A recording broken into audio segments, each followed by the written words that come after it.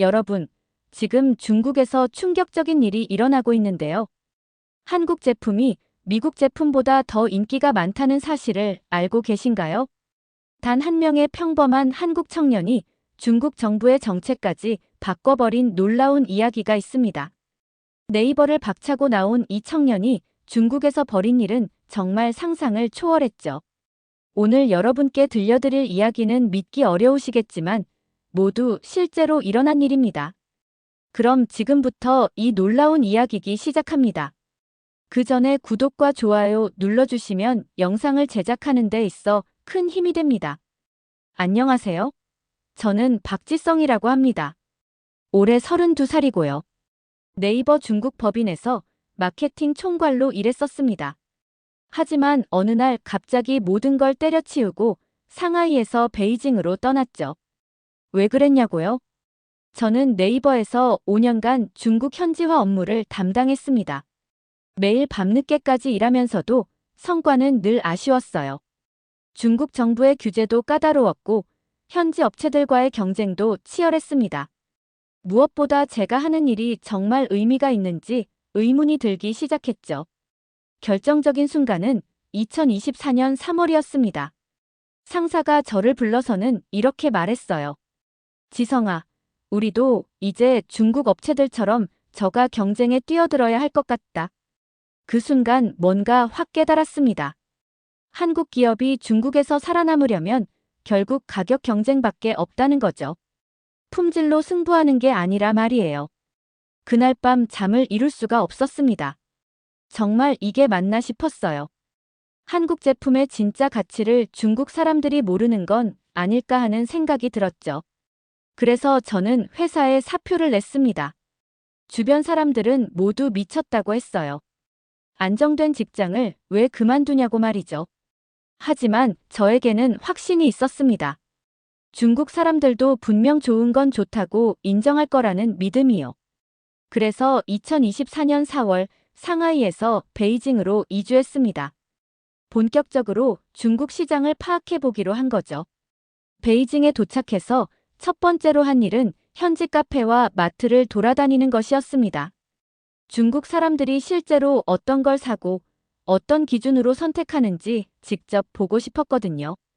놀라운 건 생각보다 많은 젊은이들이 가격만 보고 사는 게 아니라는 점이었어요. 특히 기억에 남는 게 한 대학생과의 만남이었습니다. 리위안이라는 22살 여학생이었는데요. 카페에서 우연히 대화를 나누게 됐어요. 제가 한국 사람이라고 하니까 눈이 번쩍 뜨더라고요. 한국 제품에 대해 어떻게 생각하세요? 라고 물어봤더니 리위안이 이렇게 답했습니다. 중국 제품은 싸지만 믿을 수 없어요. 미국 제품은 비싸고 오만해요. 하지만 한국 제품은 정직하고 품질이 좋다고 들었어요. 그 말을 듣는 순간 저는 확신했습니다. 제가 찾던 답이 바로 이거구나 싶었죠. 한국 제품에 대한 중국 젊은이들의 인식이 제가 생각했던 것보다 훨씬 좋았거든요. 문제는 그런 제품들을 어디서 구해야 하는지 모른다는 점이었어요. 그날 밤 숙소로 돌아와서 곰곰이 생각해봤습니다. 중국에는 한국 제품을 제대로 소개하는 플랫폼이 없었어요. 대부분 중간업체를 거쳐서 가격만 올라가고 품질은 보장받기 어려웠죠. 그래서 결심했습니다. 제가 직접 한국 중소기업과 중국 소비자를 연결하는 플랫폼을 만들어보자고 말이에요. 다음 날부터 저는 본격적으로 사업 계획을 세우기 시작했습니다. 먼저 베이징 외곽에 있는 물류창고를 알아봤어요. 확실히 외곽이라서 임대료가 상당히 저렴했거든요. 5월 8천 위안 정도였는데 한국 돈으로 150만 원 정도였습니다. 창고를 빌리고 나서 가장 먼저 한 일은 플랫폼 이름을 정하는 것이었어요. 고민 끝에 코리아 퀄리티라고 했습니다. 중국어로는 한품질이라고 썼고요. 한국 제품의 품질을 강조하고 싶었거든요. 그 다음은 한국의 중소기업들과 연락하는 일이었습니다. 처음에는 쉽지 않았어요. 대부분 중국 진출은 이미 다른 업체와 계약했다거나 개인 사업자와는 거래할 수 없다는 답변이 돌아왔거든요. 하지만 저는 포기하지 않고 계속해서 여러 업체에 연락했습니다. 특히 경상도 지역의 작은 제조업체들에 집중했어요. 가족 단위로 운영하는 곳들이 많았는데 의외로 반응이 좋았습니다.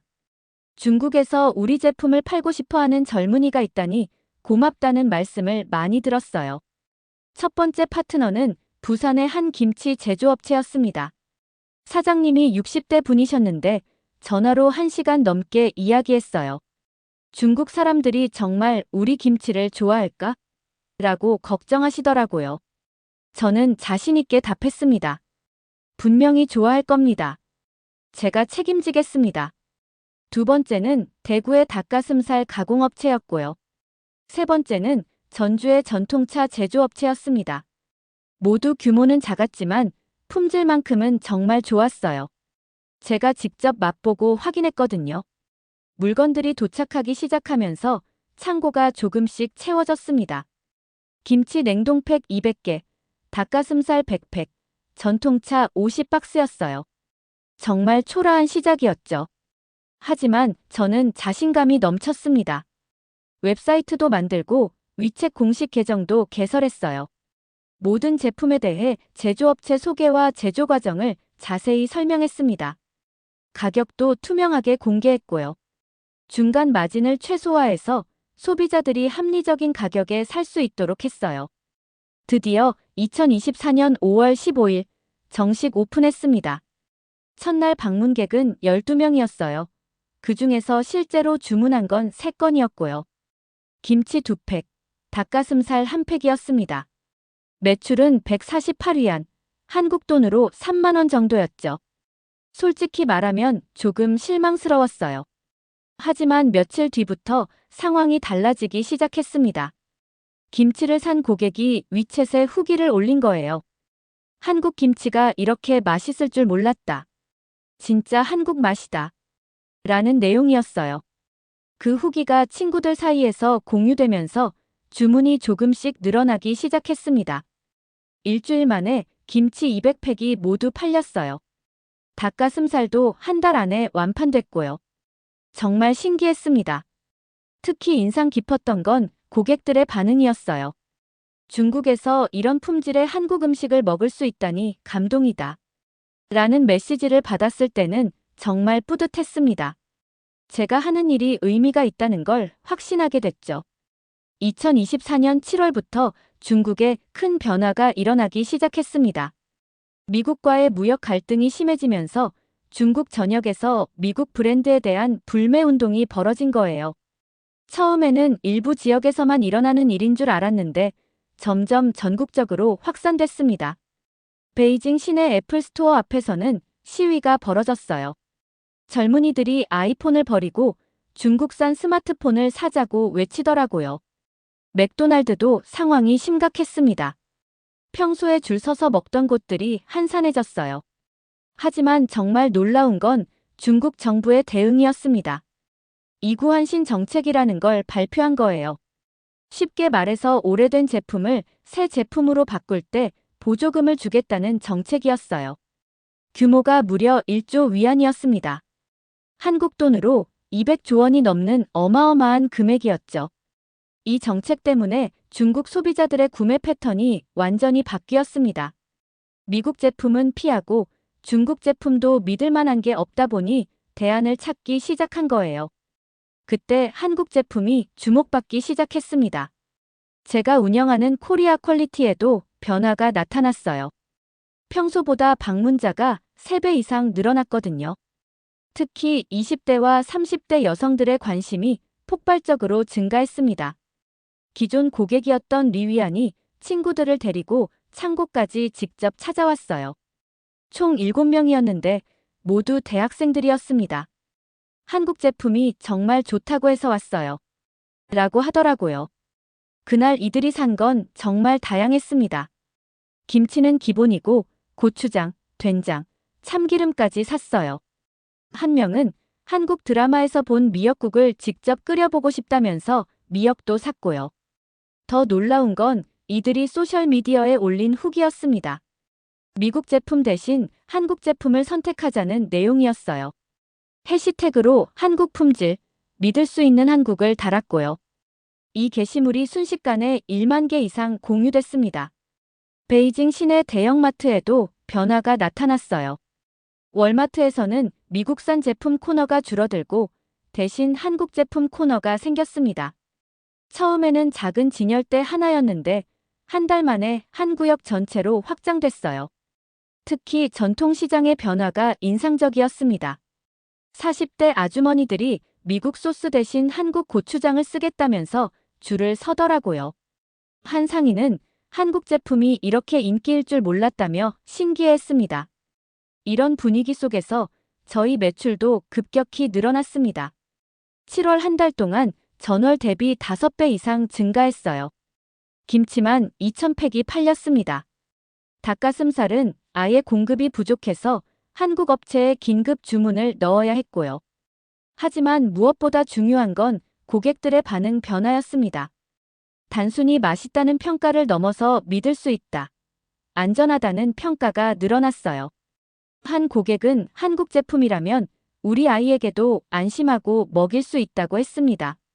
매출이 늘어나면서 더 다양한 고객들을 만날 수 있게 됐습니다. 그 중에서도 특히 기억에 남는 분들이 있어요. 첫 번째는 왕 사장이라는 48세 중년 남성이었습니다. 왕 사장은 베이징에서 작은 무역회사를 운영하는 분이었어요. 처음에는 직원 선물용으로 한국 전통차를 주문했다가 나중에는 개인적으로도 계속 구매하기 시작했습니다. 어느 날 왕 사장이 직접 창고로 찾아와서 이런 말씀을 하셨어요. 한국 제품은 정말 특별해요. 일본 제품처럼 정밀하면서도 독일 제품처럼 실용적이에요. 무엇보다 가격이 합리적이죠. 그리고는 이렇게 덧붙였습니다. 중국 제품은 싸지만 믿음이 안 가고 유럽 제품은 좋지만 너무 비싸요. 미국 제품은 요즘 사기가 싫고요. 한국 제품이 제가 생각하기에는 딱 적당해요. 두 번째로 기억나는 고객은 장메이라는 29세 여성이었습니다. 상하이 금융회사에서 일하는 직장인이었어요. 한국 화장품과 건강식품을 주로 구매했습니다. 장메이와 1시간 정도 인터뷰를 했는데 정말 인상 깊었어요. K뷰티는 이미 전 세계적으로 검증됐잖아요. K푸드도 건강하다는 게 사실이고요. 저는 이제 정말로 검증되고 확실한 것만 사고 싶어요. 라고 하더라고요. 특히 장메이가 한 말 중에 이런 게 있었어요. 요즘 중국 젊은이들은 정말 신중해졌어요. 예전처럼 충동 구매하지 않거든요. 리뷰도 꼼꼼히 보고 성분도 확인해요. 그런 면에서 한국 제품은 정말 안심하고 사용할 수 있어요. 세 번째는 진 선생이라는 35세 여성이었습니다. 베이징 대학에서 한국어를 가르치는 선생님이었어요. 한국에서 유학한 경험도 있고 한국 문화에 대해 정말 잘 알고 계셨습니다. 진 선생은 제게 큰 도움을 주셨어요. 한국 전통차와 건강 보조식품을 더 많이 들여오세요. 중국 사람들이 정말 좋아할 거예요. 라고 조언해 주셨거든요. 그리고 직접 학생들에게 저희 제품을 소개해 주기도 했습니다. 진 선생이 해주신 말 중에 가장 인상 깊었던 건 이거였어요. 한국 제품의 가장 큰 장점은 정직함이에요. 포장에 쓰인 대로 실제 효과가 있거든요. 중국 사람들이 그런 걸 원해요.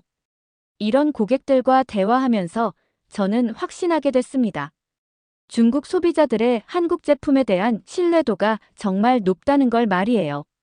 단순히 한류 때문이 아니라 실제 품질을 경험해본 결과였던 거죠. 특히 기억에 남는 에피소드가 하나 있어요. 한 고객이 우리는 이제 믿을 수 있는 것만 사요.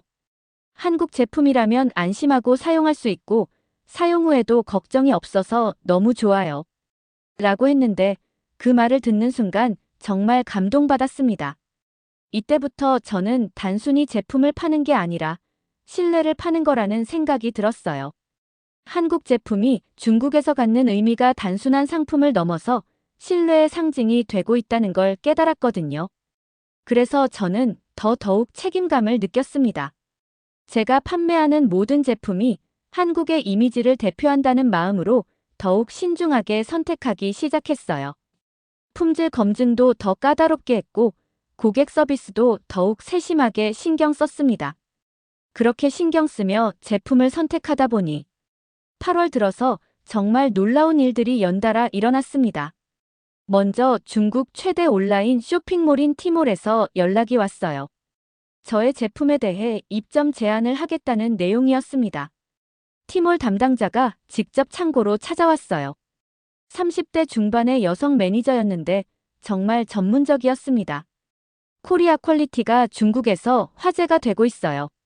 저희 플랫폼에 입점하시면 더 많은 고객들에게 다가갈 수 있을 겁니다. 라고 하더라고요. 조건도 상당히 좋았어요. 수수료를 기본 요율보다 낮게 적용해주고 프로모션 지원도 해주겠다고 했습니다. 하지만 저는 고민이 됐어요. 규모가 커지면 지금처럼 세심한 관리가 어려울 것 같았거든요. 결국 단계적으로 진행하기로 했습니다. 우선 인기 제품 몇 가지만 티몰에 올리고 나머지는 기존 방식을 유지하기로 한 거죠. 그런데 더 놀라운 제안이 들어왔습니다. 중국 중앙방송인 CCTV에서 다큐멘터리 촬영 제안을 해온 거예요. 중국 젊은이들이 선택하는 해외 브랜드라는 주제였습니다. CCTV 제작진이 창고로 와서 이틀 동안 촬영을 했어요. 저와의 인터뷰는 물론이고 고객들의 인터뷰도 진행했습니다. 리위안, 장메이, 진 선생 모두 출연해 주셨어요.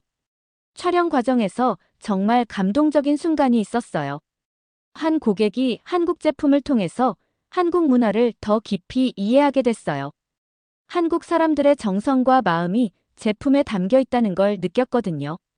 라고 하더라고요. 다큐멘터리는 9월 15일 저녁 8시에 방송됐습니다. 30분짜리 프로그램이었는데 저희 이야기가 절반 정도를 차지했어요. 제목도 한국 품질, 중국을 사로잡다였습니다. 방송 직후 정말 어마어마한 일이 벌어졌어요. 웹사이트가 완전히 마비됐습니다. 동시 접속자가 평소의 100배를 넘어선 거예요. 서버가 감당할 수 없을 정도였죠. 주문량도 폭발적으로 늘어났습니다. 하루 만에 김치 1000팩, 닭가슴살 500팩, 전통차 300박스가 주문됐어요. 재고가 바닥났습니다. 한국 협력업체들에게 긴급히 연락해서 물량 확보에 나섰지만 며칠 동안은 품절 상태가 계속됐어요. 가장 놀라웠던 건 고객들의 반응이었습니다. 품절 공지를 올렸는데도 기다리겠다는 메시지가 수백 개 들어왔어요. 한국 제품이라면 기다릴 가치가 있다고 하더라고요. 특히 기억에 남는 주문이 하나 있었어요. 베이징 시내 한 회사에서 직원 100명분의 선물용으로 한국 전통차를 주문한 거예요. 담당자가 직원들이 한국 제품을 정말 좋아해서 회사에서 선물로 준비했다고 하더라고요. 이런 상황이 일주일 정도 계속됐어요. 매일 새벽부터 밤늦게까지 주문 처리에 매달렸습니다. 혼자서는 도저히 감당할 수 없어서 아르바이트생 3명을 급히 고용했어요. 그런데 정말 감사했던 건 고객들의 이해였습니다. 배송이 늦어져도 불평하지 않고 기다려주셨어요. 오히려 좋은 제품을 소개해줘서 고맙다는 메시지를 많이 받았습니다. 이때 저는 정말 많은 걸 배웠어요. 중국 소비자들이 한국 제품에 대해 갖고 있는 신뢰와 기대가 제가 생각했던 것보다 훨씬 크다는 걸 말이죠. CCTV 방송 이후 정말 상상도 못했던 제안들이 쏟아져 들어왔습니다. 가장 먼저 연락이 온 곳은 중국 최대 유통업체인 화룬그룹이었어요. 화룬그룹 부총경리가 직접 베이징까지 와서 미팅을 제안했습니다. 50대 중반의 베테랑 경영인이었는데 첫 마디부터 놀랐어요. 박 대표님이 하고 계신 일이 중국 유통업계에 새로운 바람을 일으키고 있습니다. 화룬그룹의 제안은 상당히 파격적이었어요. 전국 주요 도시 매장에 코리아 프리미엄 존을 만들어주겠다는 거였습니다. 초기 투자비도 그쪽에서 부담하고 매출의 일정 비율만 수수료로 가져가겠다고 했어요. 한국 제품에 대한 중국 소비자들의 신뢰도가 정말 높습니다. 저희도 이런 트렌드에 올라타고 싶어요. 라고 솔직하게 말하더라고요. 하지만 저는 신중하게 접근했습니다. 규모가 너무 커지면 품질 관리가 어려워질 수 있거든요. 그래서 우선 베이징과 상하이 두 개 도시에서만 시범 운영하기로 했어요. 두 번째로 큰 제안은 알리바바 계열 프레시마트에서 왔습니다.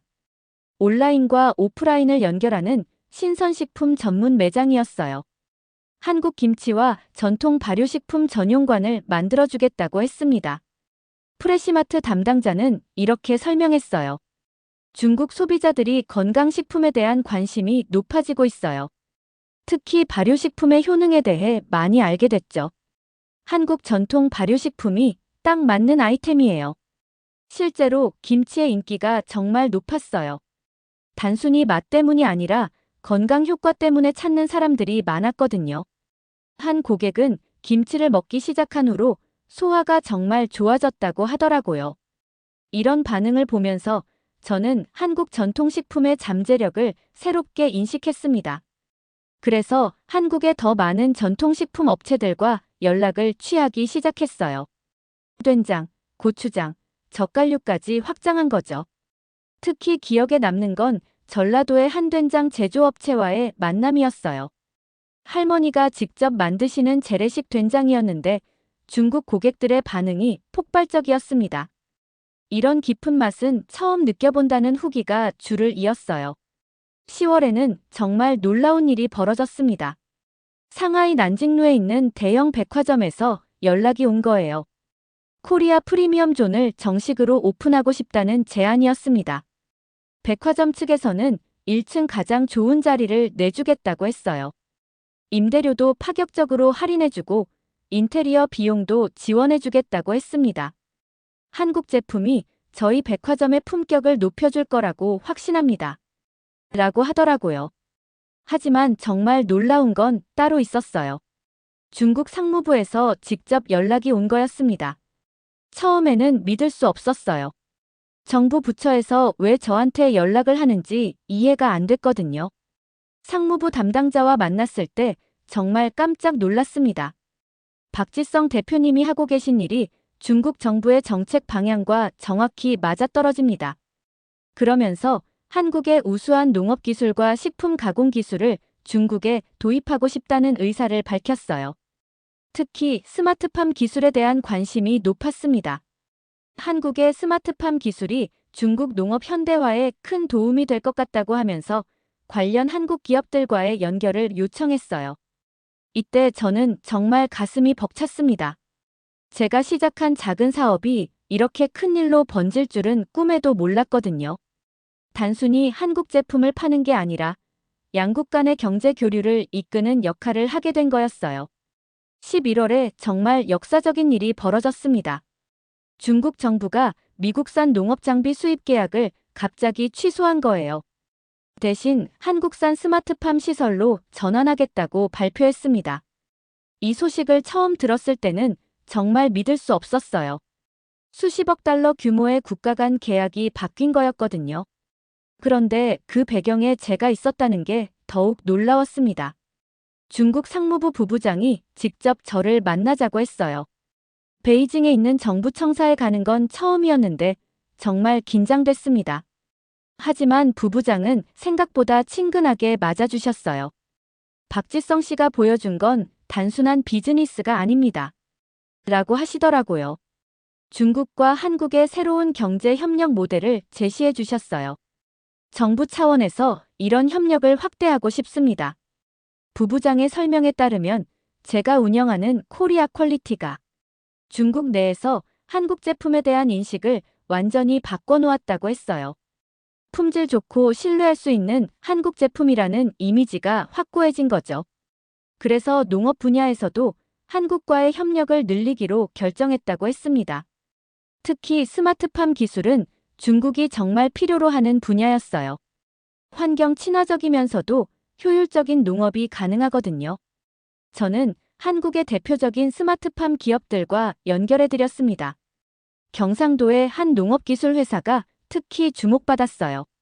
토마토와 딸기 재배 기술이 정말 뛰어났거든요. 계약 규모도 어마어마했습니다. 1차로 50억 위안, 한국 돈으로 1조 원이 넘는 계약이었어요. 중국 정부는 이를 통해 농업 현대화를 앞당기고 한국 기업들은 거대한 중국 시장에 진출할 기회를 얻게 됐습니다. 중국 언론들도 이를 크게 보도했어요. 한중 경제 협력의 새로운 패러다임이라는 제목으로 연일 기사가 나왔습니다. 한국 언론들도 민간 부문이 이끈 외교적 성과라고 평가했어요. 정말 감동적이었던 건 한국 정부의 반응이었습니다. 산업통상자원부에서 민간 외교 우수 사례로 선정해 주셨어요. 그리고 정부 차원에서도 이런 민간 협력을 적극 지원하겠다고 발표했습니다. 하지만 무엇보다 뿌듯했던 건 제 부모님의 반응이었어요. 아들이 나라를 빛냈다면서 정말 자랑스러워 하시더라고요. 동네 사람들에게 자랑하고 다니신다는 얘기를 들었을 때는 정말 울컥했습니다. 이때 저는 깨달았어요. 제가 한 일이 단순히 사업을 성공시킨 게 아니라 한국의 위상을 높인 일이었다는 걸 말이죠. 개인의 작은 노력이 국가 간의 관계까지 바꿀 수 있다는 걸 몸소 체험한 거였어요. 중국 관료들과 만날 때마다 느끼는 건데 이들이 한국을 보는 시각이 정말 달라졌어요. 예전에는 작지만 기술 좋은 나라 정도였다면 이제는 신뢰할 수 있는 파트너로 인식하고 있었습니다. 12월부터는 정말 상상도 못했던 일들이 연달아 벌어졌습니다. 동남아시아 여러 나라에서 코리아 퀄리티 진출 제안이 들어온 거예요. 베트남, 태국, 말레이시아에서 동시에 연락이 왔습니다. 베트남의 한 대형 유통업체 대표가 직접 베이징까지 찾아왔어요. 중국에서의 성공 사례를 베트남에서도 재현하고 싶다면서 적극적으로 제안하더라고요. 베트남도 중국처럼 한국 제품에 대한 관심이 높다고 했습니다. 더 놀라운 건 유럽에서도 연락이 왔다는 점이었어요. 독일의 한 바이어가 아시아에서 성공한 한국 제품 플랫폼을 유럽에도 소개하고 싶다고 했습니다. 프랑스와 이탈리아에서도 비슷한 제안이 들어왔고요. 이런 상황에서 중국과 한국 경제협력 포럼에서 저를 기조 연설자로 초청했습니다. 양국의 정부 관계자와 기업인들이 모이는 자리였는데 정말 영광이었어요. 연설 제목은 신뢰가 만든 기적, 한중 경제협력의 새로운 모델이었습니다. 준비하면서 정말 많은 생각이 들었어요. 2년 전만 해도 네이버 직장인이었던 제가 이런 자리에 서게 될 줄은 꿈에도 몰랐거든요. 연설에서 가장 강조한 부분은 이거였어요. 한국은 값이 싸서 선택한 나라가 아닙니다. 신뢰할 수 있어서 선택한 나라입니다. 이 말을 할 때 청중들이 박수를 쳐주셨는데 정말 가슴이 벅찼습니다. 특히 중국 청년들의 변화에 대해서도 언급했어요. 중국의 젊은 소비자들은 이제 단순히 가격만 보고 사지 않습니다. 품질과 신뢰성을 중시하죠. 한국 제품이 바로 그런 가치를 제공하고 있어요. 연설 후에 정말 많은 사람들이 명함을 건네주셨어요. 글로벌 기업 임원들, 정부 관계자들, 투자자들까지 다양했습니다. 모두 협업을 제안하거나 투자 의향을 밝혔어요. 그 중에서도 가장 인상 깊었던 건 한 중국 대학생의 말이었어요. 박지성 대표님 덕분에 한국 제품의 진짜 가치를 알게 됐어요. 이제 김치 없으면 밥을 못 먹겠어요. 라고 하더라고요. 실제로 중국 내에서 한국 전통 발효식품의 인기가 정말 높아졌어요. 특히 Z세대들이 김치를 슈퍼푸드라고 부르면서 열광했습니다. 인스타그램에 김치 요리 사진을 올리는 게 트렌드가 됐을 정도였어요. 한 중국 인플루언서는 김치는 단순한 음식이 아니라 건강한 라이프 스타일의 상징이라고 했습니다. 이런 인식 변화가 정말 놀라웠어요. 한국 음식이 단순한 먹거리를 넘어서 문화적 가치까지 인정받고 있다는 거였거든요. 연말에 한국으로 잠시 귀국했을 때 정말 많은 분들이 축하해 주셨어요. 동네 어른들은 우리 동네에서 이런 사람이 나올 줄 몰랐다면서 자랑스러워 하셨고요. 특히 어머니가 해주신 말씀이 가장 기억에 남아요. 아들아, 내가 한 일은 단순히 돈을 번 게 아니야. 우리나라의 좋은 것들을 세상에 알린 거야. 정말 자랑스럽다. 그 말을 들으며 정말 많은 것을 느꼈습니다. 지금 저는 더 큰 꿈을 꾸고 있어요. 한국의 우수한 제품들을 전 세계에 알리는 것이죠. 중국에서 시작된 이 작은 변화가 전 세계로 퍼져나가길 바랍니다. 한국이 정말 신뢰할 수 있는 나라라는 걸 모든 사람이 알게 되는 그날까지 계속 노력할 거예요. 여러분, 오늘의 이야기 어떠셨나요? 정말 놀라운 이야기죠. 한 명의 평범한 한국 청년이 중국에서 벌인 일이 결국 양국 정부의 정책까지 바뀌게 만들었습니다.